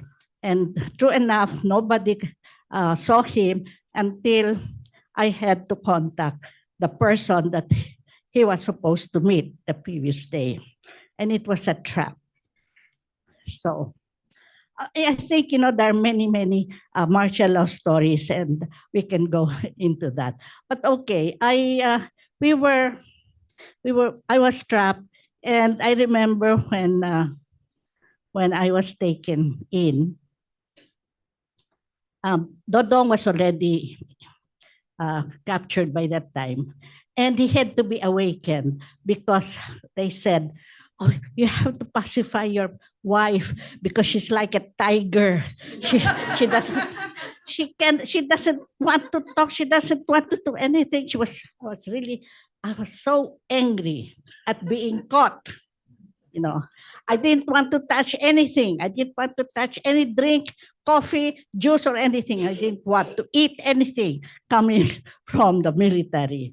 So anyway, but okay. So I was detained like all the rest, and at that time, in the early days, we stayed there was one building in Krame that was divided in the middle, all the women detainees on one side and the male detainees on another side. Later on, the women were transferred to the BOQ, and Dodong, who was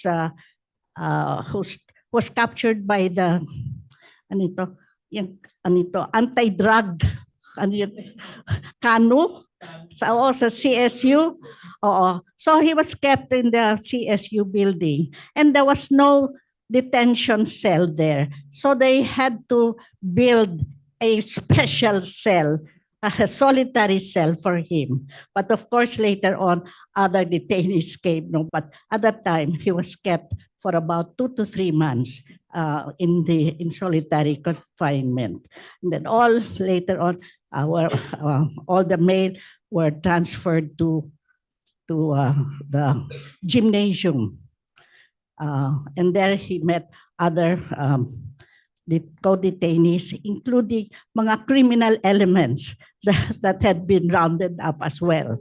So we were among the detainees. And when amnesty was declared, Dodong did not want to sign the amnesty, and neither did I. So again, we were both released, and all the detainees who get released had to go through a whole period of weekly reporting, then later on monthly reporting, and so on. And we could not leave to go abroad, even if Dodong was being invited to teach at other universities.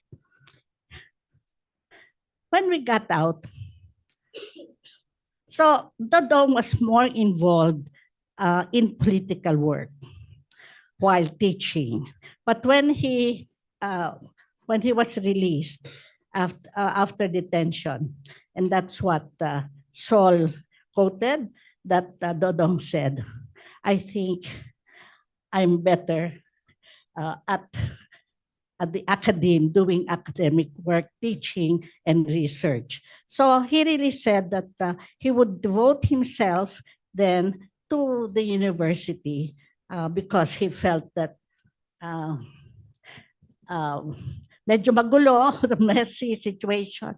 We had conflicts with the party, which led to our leaving the party, because towards the end, at one point, Dodong's life was already in danger from his own comrades. He felt that because he was asked to go to Central Luzon, and he felt it was different. It was supposed to be a top meeting, but he did not feel safe, and somehow he was able to convince his guards that he had a terrible toothache and he had to come back to Manila. I say this because while we were detained also, some of our younger comrades were killed by treacherous elements in the party who had already been possibly hired or made or started to cooperate with the administration, with Marcos. But okay, so I'll go back to the time Dodong was released. Oh, by the way, the ones who interviewed Dodong while detained was Colonel Perez, who belonged to the triumvirate of Perez, Irlanda, and Hiliego. The three top intelligence officers who broke actually the back of the Politburo and who were responsible for leading to the capture of the Politburo of the PKP. Okay. Oh, na daw. Okay, I'll rush. But I'll just mention when Dodong went back to the university, he really became more serious.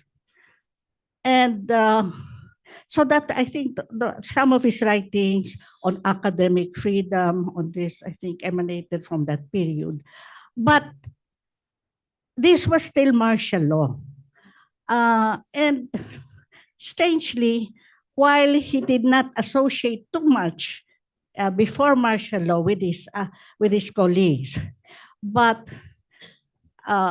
after he came back, he was welcomed, and there was a large support for him within the academic community. That's why he got elected, because there was really a tremendous support coming from his colleagues. So I'll just mention that so there were still arrests being made, and rallies and protests that were being banned or restricted. So what Dodong did was to allow the students in the university to hold their protest rallies within the building, within the college, as long as they did not go out into the street, because the street fronting the arts and sciences at that time was a national road until now. So because if they step out, then they'll get arrested. So Dodong allowed all the student activists and protests to be held within the building. So while classes were being held, you have all these activists rallying, going from one story to another until the fourth and coming back. So that was one. And I think there was a Men Santa Ana even wrote about that, because Dodong talked to him at that time. He was a student leader, and he resisted at first, but then he realized that Dodong had the welfare of the students at heart, but still allowed them to express protests. And Dodong had two policies. So all the students, and also, by the way, UP at the time was headed by President Salvador Lopez. So all the people who came, whether from faculty or the students, they were not dropped, even the faculty. So as long as they were not convicted of any crime, they were just kept on the roll. So all the faculty, all the members who went into hiding, later on, one by one, came back. Okay, and the students who were detained, Dodong made provision for teachers, for faculty members to go to the detention centers, to extend the teaching, and even to hold examination to allow them to graduate.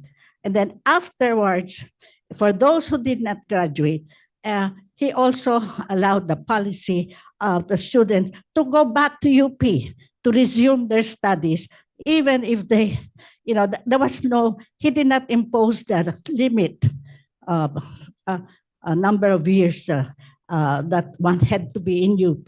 So he allowed anybody who wanted to go back to resume their studies to do so. And they graduated. So I think those were the policies of Dodong at that time. So sige. 1 minute more. Yeah, ang dami-dami pa kasi.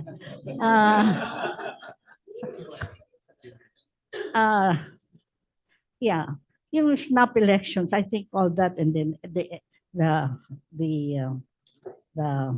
snap elections, the walkout, and so on. And we were all at EDSA. But again, a critical point was when snap elections were called by Marcos. The left movement, the protest movement, was at a quandary. To support, to enter the election or not. And by that time, by the way, there was already a split in the PKP, and Joe had formed the CPP. The CPP, yeah. So the CPP, because the PKP later on, the policy, and that's why we also broke up with the PKP, was that they adopted the policy of lie low when martial law was declared, and we could not accept that. We wanted to continue the struggle, but because the CPP was concerned with saving the mass organizations so that they will not be decimated by the military.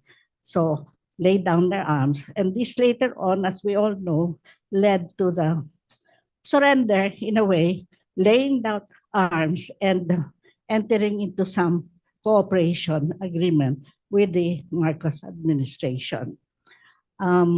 Okay, so EDSA, when EDSA happened, we all went to EDSA by a, we listened. At the time, there were no mobile phones, so there was a call from Butch Aquino. And later on, we heard from Cardinal Sin. But we responded to the call of Butch Aquino to go to EDSA and support the mutiny of Ramos and Enrile, who had withdrawn support for Marcos at that time. That was an exciting period. And so 3 days of going there. And on the day that Marcos left, and Cory was flown to Manila to take the oath. I remember very clearly Edru, because he was our, my goodness, the way he agitated us. We were sleeping in EDSA, and we kept vigil, and we were singing, we were protesting, we were all in high spirits. And the following day, when Cory Aquino was supposed to take her oath of office, we all went from EDSA, we all walked to Club Filipino, thinking that Cory at least would acknowledge the crowd at EDSA, that she would address us. But no, she was inside. And then we saw all the black cars coming in, carrying all the trapos. They were back. All the trapos were there to witness her oath taking. She did not even show her face to the people who, sleepless, looking bedraggled, but who went there just trying to get a glimpse. So I think that was my first disappointment, my disillusionment. So reflecting, Reflecting. Okay. Reflecting on EDSA, on martial law, and particularly on EDSA. Yeah, just the EDSA period. Because post-EDSA, just one, post-EDSA, because martial law actually ended in 1986, 86. But post, I mean, post-detention and post-deanship of Dodong, my son Fidel was shot in one of the rallies at the ano ito? The Welcome Rotonda. Okay, so at the time I thought, oh, okay, we have no control anymore over our children, our son. He now becomes, to me, I thought of that time, anak ng bayan. He went freely. We were in Australia, but he got involved in all the political protests, and he got shot for that. But so that is his life on his own. Okay. So as I said, my disappointment was that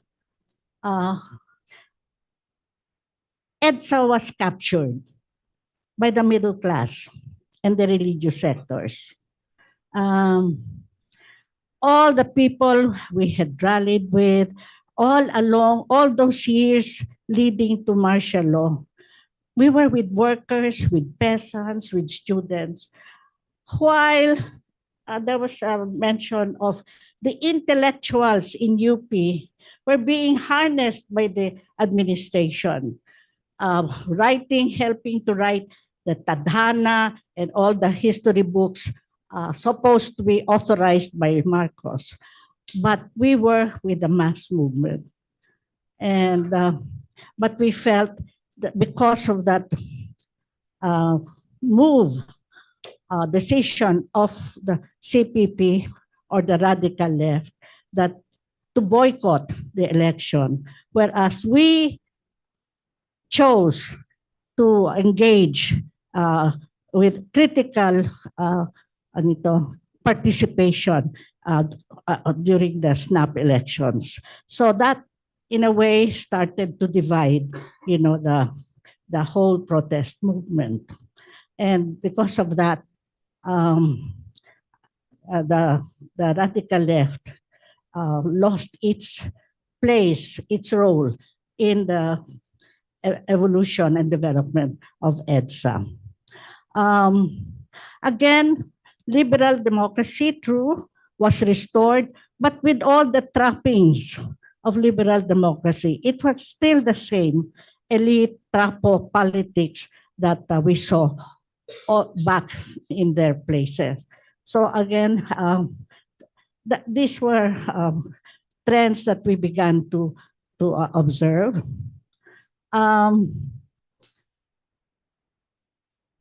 The economic problems continued.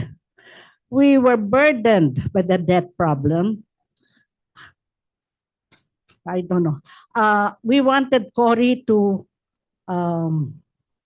disown the debt burden, which had to be shouldered by the population. This was the debt incurred by the Marcos administration. And of course, we know all the looting and all the siphoning of the treasury and all that. But there was also the significant role of the US. So while we were all shouting against US imperialism and the US neocolonialism, but the US played a heavy hand during the EBSA and even before, in all the developments leading to EDSA, the US continued to dominate Philippine national life. Okay. Yeah. I'd like to comment on Ma'am Yana? Oh, sige. Okay. Okay, thank you po.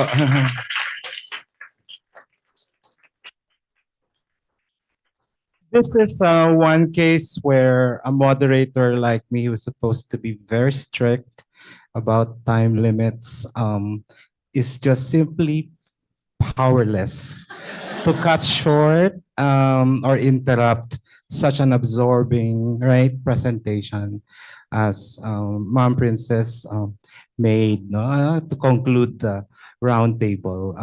Nothing beats stories and storytelling, right? I really I wish I right we could have all the time remaining to ano no to listen to the stories. But at this point, I think we only have can we only allow for about 10 minutes of can we allow for 10 minutes of discussion with the audience, right? Because after that, there's going to be a book donation ceremony, right? Very quick, maybe, then photo opportunities. So, okay. So, in the interest of time and to be able to accommodate at least, a fair number of questions, may we ask those who stand up to go to the mic, identify yourself quickly first, and then post your question quickly. If it's a comment, please try to avoid doing a mini conference paper, right? Like just try to make it one paragraph. Thank you. Yeah, it's just a short comment. The rejectionist was mentioned a while ago as rejecting the armed struggle. I beg to disagree. It's not accurate because the rejectionist continued with the armed struggle. That's all.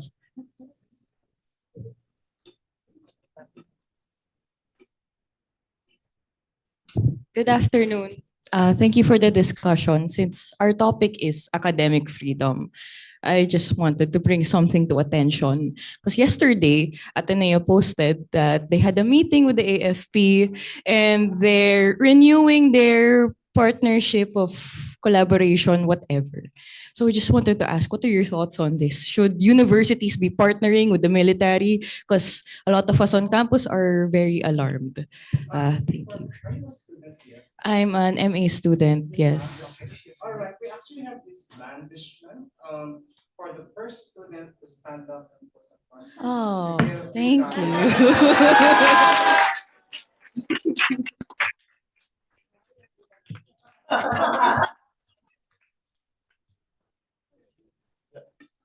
Okay. Who you Yeah, who would like to respond to that? But I'll try to be very brief. No, obviously there should be no agreement between any university and the AFP. We had this problem at the University of the Philippines system.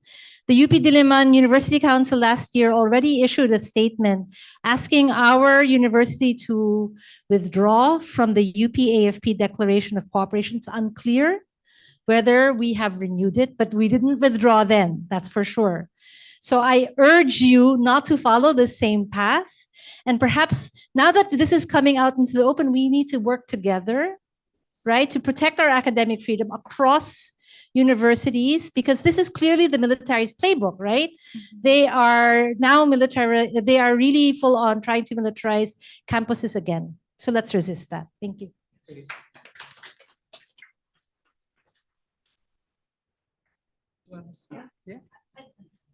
You know, I'd just like to mention, I think I forgot to mention that when Dodong was still Dean of the College of Arts and Sciences, he already protested, that the military can come inside the university. He insisted that before they come in, knowing how the Diliman Commune period, so he insisted that there should be prior notice, and at that time President O.D. Corpus supported him. So there was no written agreement that came much later when I think there was really an agreement, no memorandum signed between the military and Sonia Soto for the movement. But during the time of Dodong, that was enforced.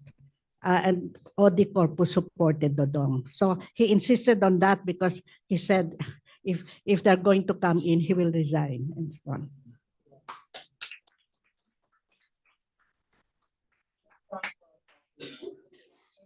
Thank you.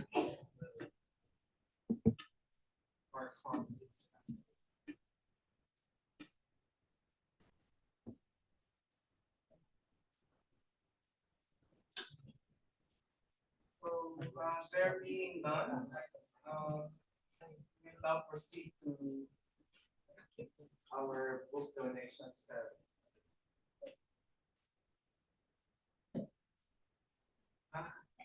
Yeah.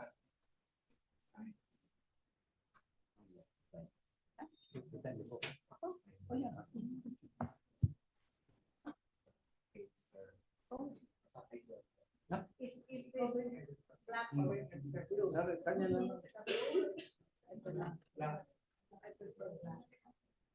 Can I just add one thing?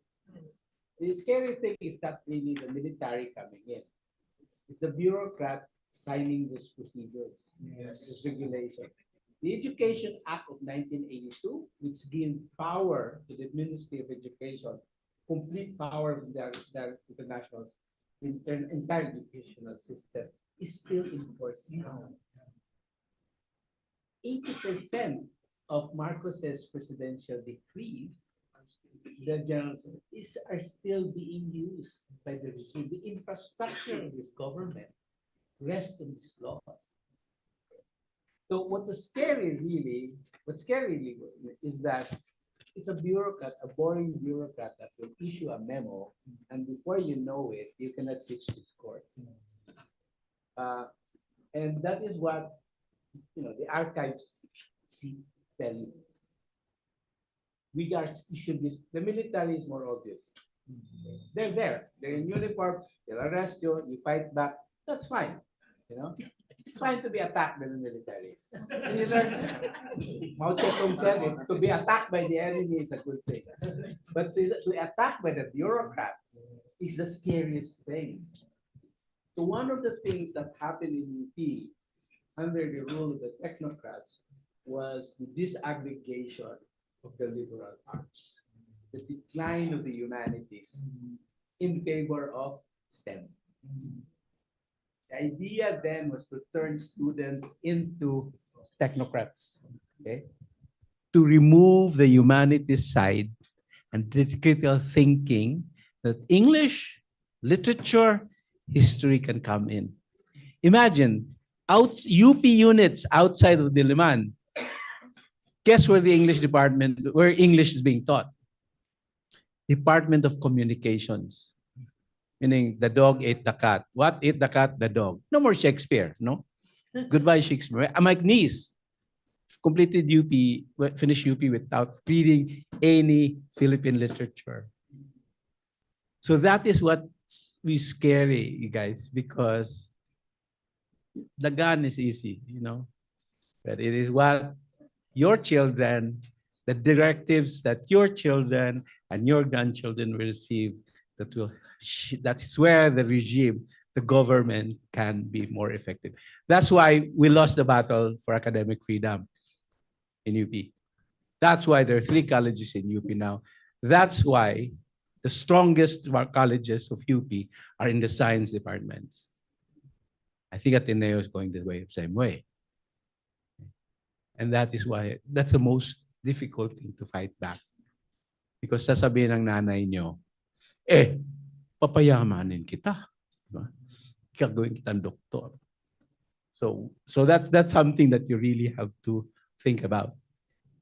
It's not this, just outright attack by the state.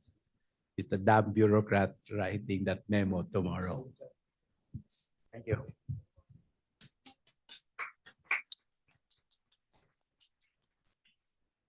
Well, regarding that question, there's an online statement going around. So please sign if you want the university administration to backtrack doon sa agreement with the AFP because I also support that statement. There is already an agreement. Yeah, they already Meron na, publicized they it. signed it. Diba? I think they published already. Yeah, na-publish na siya. Or announced pa lang ba yun? Parang in-announce nila kahapon. There's a photo op with the AFP officials Oh, no. posted on the university's website. Yeah, that happened to the UP. And actually, that I was referring to an earlier agreement between the students and the DND, which was signed and publicized in media and so on. That was revoked unilaterally by the DND. No, I know. So that was revoked a few years back. And without any notice. They just said the armed forces said they were just rescinding it unilaterally. But recently, a few years back, no, about a year, last year, there were again invitations from the military and even from inside the university to come to some form of agreement. But this was not consulted. Yeah, no, so two different types of agreements, no. The UP-DND Accord was a protection of the university, protection of the campus. This was negotiated first between Enrile and diba? Was it Enrile? And Sonia, yeah. And then later on during the Ramos administration was strengthened so that the military cannot enter the UP campus without prior notification and coordination with the university administration as a form of protection, although that still sounds pretty creepy to me. But then what we're talking about now is a different form of aggression, which is the university and the armed forces of the Philippines. So in UP's case, and now apparently Ateneo, the declaration of cooperation with us was negotiated through the Center for Integrative Development Studies, or SIDS. Your friends. Yes, why yes, of course, my colleagues. And the content of the agreement was mutual research cooperation, same, right? But then, which was, the staff, the faculty and staff, at least of UP Diliman, outright rejected this. But the university president, Jimenez, has basically said, "Well, thank you for your views, but we're not rescinding it." That was last year. Will your president do that? Is your president gonna rescind that? I don't know. May picture na sila, Father Bobby, president. At the priest have agreed. Yeah, same thing, declaration of cooperation between AFP and I have a suggestion for the faculty. Give all your students A's. Protest.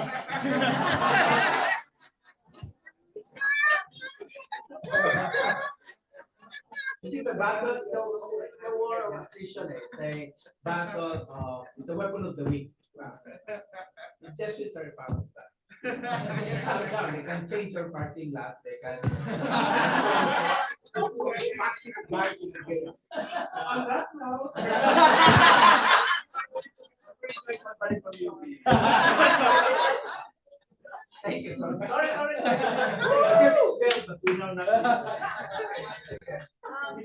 Thank you so much for the lively exchange before we get to more interesting topics. Let me call on the representatives of the Rizal Library, Teresa Villanueva and Mr. Arevalo, to receive a copy of Dr. Nemenzo, Dr. Fidel, Dodong Nemenzo's Notes from the Philippine Underground, mainly called Countries. The representative of the network,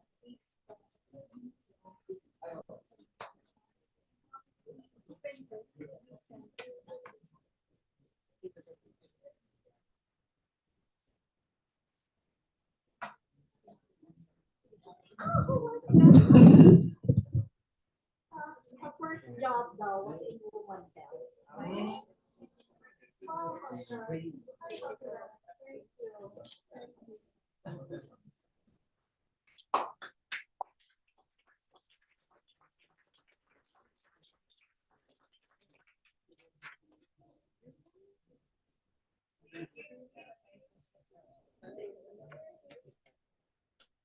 Thank you, Ma'am Jolie, for receiving the copy donated by the family and teachers.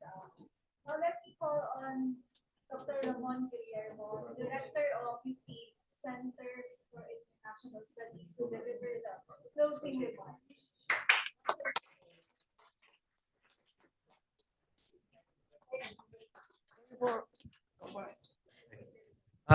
Maraming salamat at magandang hapon. At talagang hindi ako talagang extra dapat may meeting ako ngayon pero hindi ako makaalis dahil napakatindi ng mga usapan, napakaganda ng mga kwento, talagang kayo rin siguro, no? Talagang hindi kayo it's really very engrossing, no? Pero gusto ko lang magdagdag ng konti doon sa natalakay kanina. Very short, no? Very short because it's almost 7, no? So, merong isang libro, no? Ang pamagat nito, Human Rights in the Philippines, an Unassembled Symposium. Ito ay parang pinagsama-samang mga opinion tungkol sa human rights at ng UP College of Law ngayon, pero Philippine Law Center. At ito ay 1977 lumabas, no? Human Rights in the Philippines, an Unassembled Symposium. Now that's a very weird title, Unassembled Symposium. There must be reasons for why it is unassembled, no? Let's look at the one of the questions, no, for this symposium is question 3, human rights and martial law. How has martial law affected human rights in the Philippines? Some believe that martial law is creating necessary conditions for the fuller realization of human rights, while others claim that these rights have been illegally and improperly suspended or curtailed. What are your views on this subject? So, ang tinanong, isa sa mga tinanong si Dodong Nemenzo. Right? So, in this unassembled symposium, they asked former UP President Dodong Nemenzo what he thought about this question. Ano yung sagot ni Dodong? Maganda yung sagot niya eh. Sabi niya, since I have no wish to go back to jail, I prefer to keep my thoughts on the subject a matter of private concern. So, yun lang yung kanya. I do not wish to go back to jail, so it's a matter of private concern. Right? Ganyan. So, you see, so may effect, talaga dito sa, of course, he wrote other things about academic freedom and about thinking in the university. Pero gusto kong, he had a particular definition of, I think di pa nababanggit na kanina, it's quite popular, we use it often sa network in defense of historical truth, academic freedom. Pero gusto kong balikan yung parang specter behind Dodong's definition of academic freedom. A kind of hidden specter. At nung panahon ng martial law, maraming mga specters, you couldn't actually really cite Marx or Lenin or in the text that you were writing. You know, people had to be Aesopic, sinasabi nga nila. They had to avoid, those kinds of names, those kinds of citations in what they were writing. Halimbawa yung kay Renato Constantino nga, no? So there are disputes about whether he was using a Marxist framework or not. One of the reasons for this dispute is that he actually avoided using explicitly Marxist categories, also citing explicitly Marxist thinkers.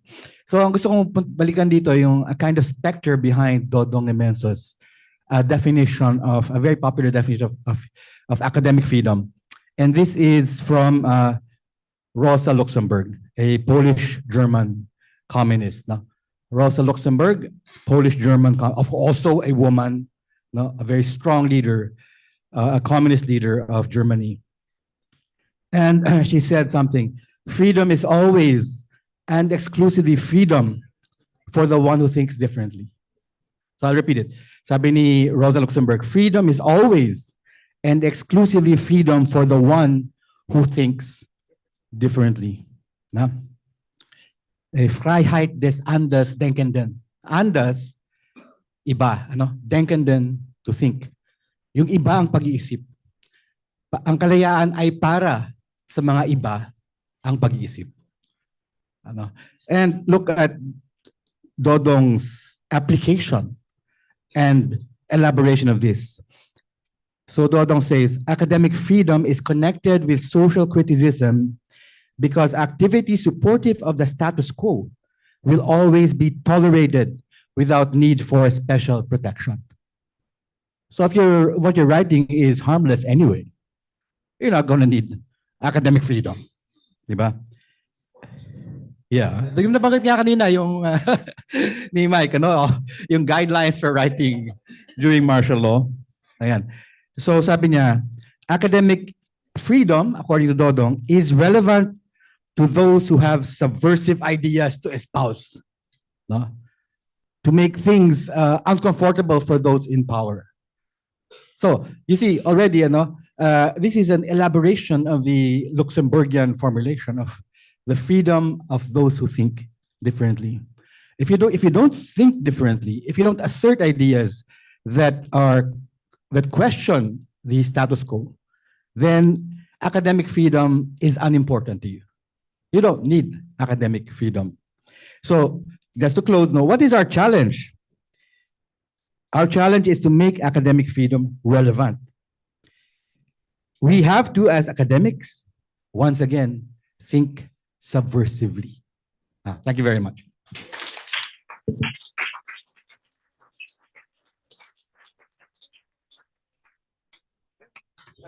Thank you, Dr. Guillermo. We in Ateneo, especially in our program, this is one of our ways of thinking subversively by hosting and welcoming our colleagues from UP to celebrate Dr. Dodong Nemenzo. Okay. Let's remember this moment with a photograph maybe, but I don't know how we will do it. But this is the point in the program where we will have picture taking. Yeah. It's not an event without a picture taking. So paano po tayo, Sir Franz? The guests, the speakers in front, the speakers find a seat. Yeah, could you Ricky guide si Ma'am Princess and then find a seat? Yeah.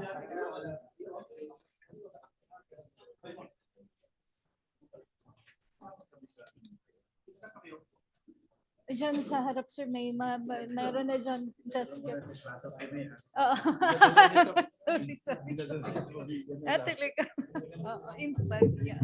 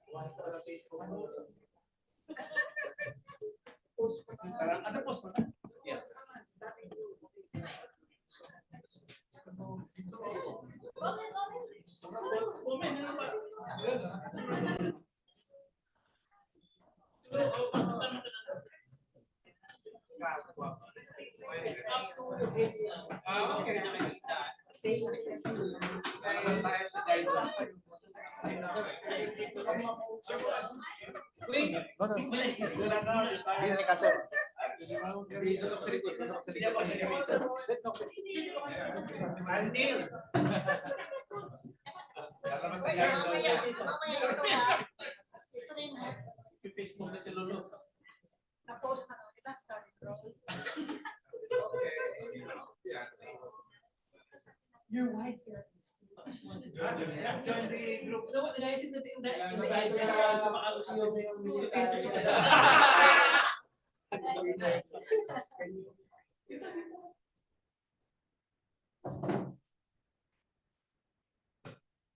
One, two, three.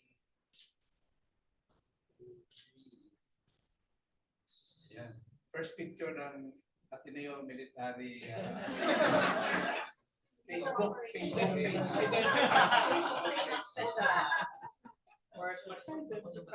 Identify our targets.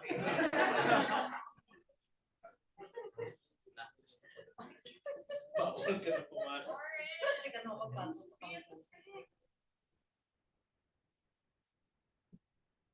One, two, three.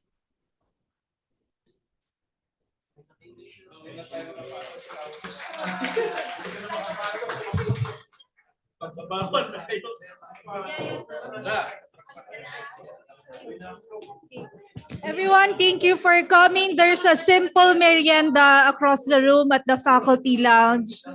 Please feel free to get some refreshments. Thank you, everyone. Thank you also to our online participants. Because